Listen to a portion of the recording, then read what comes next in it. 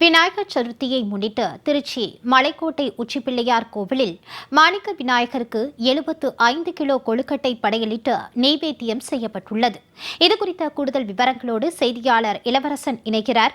வணக்கம் இளவரசன், விநாயகர் சதுர்த்தி விழா அங்கு எந்த அளவுக்கு சிறப்பாக கொண்டாடப்பட்டு வருகிறது? கூடுதல் விவரங்கள் வழங்கலாம்.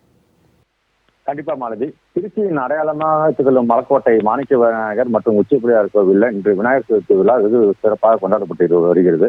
அதாவது திருச்சி 108 வைணவ தலங்கள முதன்மான ஸ்ரீரங்கம் ரங்கநாதர் திருச்சி காவிரிக்கரையில் வருவதற்கு காரணமே இந்த உச்சிப்பிள்ளையார் தான்.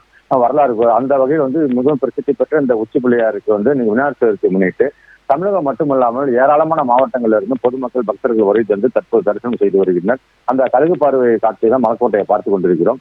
இன்று விநாயகர் சதுர்த்தி முன்னிட்டு காலை 5 மணிக்கு கஜ பூஜையுடன் நடை திறக்கப்பட்டு அதற்கு பிறகு தற்போது உச்சிப்பிள்ளையாருக்கு 75 கிலோ, மாணிக்க விநாயகருக்கு 75 கிலோ என சுமார் 150 கிலோ கொழுக்கட்டை படையிலிட்டு அந்த படையலுக்கு பிறகு சிறப்பு வழிபாடு நடைபெற்றது.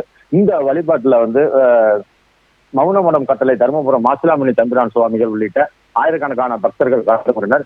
மாணிக்க விநாயகருக்கு படையிலிட்ட பின் அடுத்த 75 கிலோ கொழுக்கட்டை உச்சிப்பிள்ளையார் சன்னதிக்கு பக்தர்களால் தூக்கி கட்டி கொண்டு செல்லப்பட்டு அங்கு தற்பொழுது வழிபாடு நடைபெற்றிருக்கிறது. தொடர்ந்து இன்று மாலை வரை ஏராளமான பக்தர்கள் வருகை தருவதை விட்டு பாதுகாப்பு ஏற்பாடுகள் இருக்கும் நிலையில இந்த படையிலே செய்யப்பட்ட 150 கிலோ கொழுக்கட்டை இன்னும் சற்று நேரத்தில் பக்தர்களுக்கும் அன்னதானமாக வழங்கப்பட உள்ளது. மாலதி, திருச்சி உச்சிப்பிள்ளையார் கோவிலில் சிறப்பாக நடைபெற்று வரும் விநாயகர் சதுர்த்தி விழா தொடர்பான கூடுதல் விவரங்களோடு இணைந்தமைக்கு நன்றி இளவரசன்.